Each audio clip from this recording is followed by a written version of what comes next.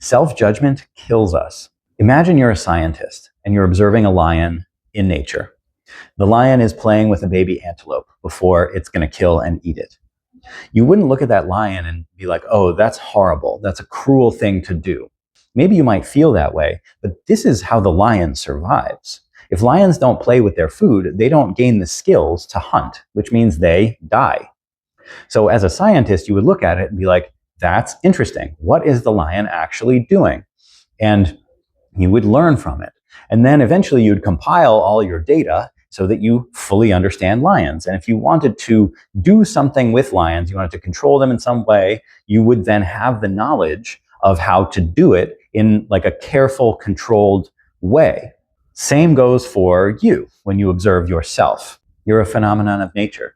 The most interesting part of nature. When you look at yourself as a scientist and say, oh, what is happening in this natural phenomenon? Let me just observe it.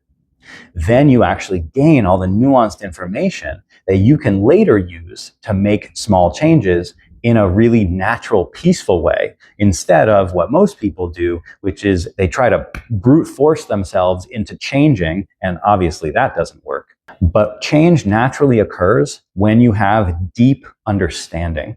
When you really understand how you work, what you are doing to survive, that's when things can shift automatically. And when you want to make a specific shift, you have the ability to do so in a much more peaceful, controlled, and effective way. So I invite you today to look at yourself like a scientist. Oh, I'm a natural phenomenon. What's happening with me today? How can I understand this more? Rather than jumping to conclusions and jumping to intervention and saying, how can I change the bad things faster?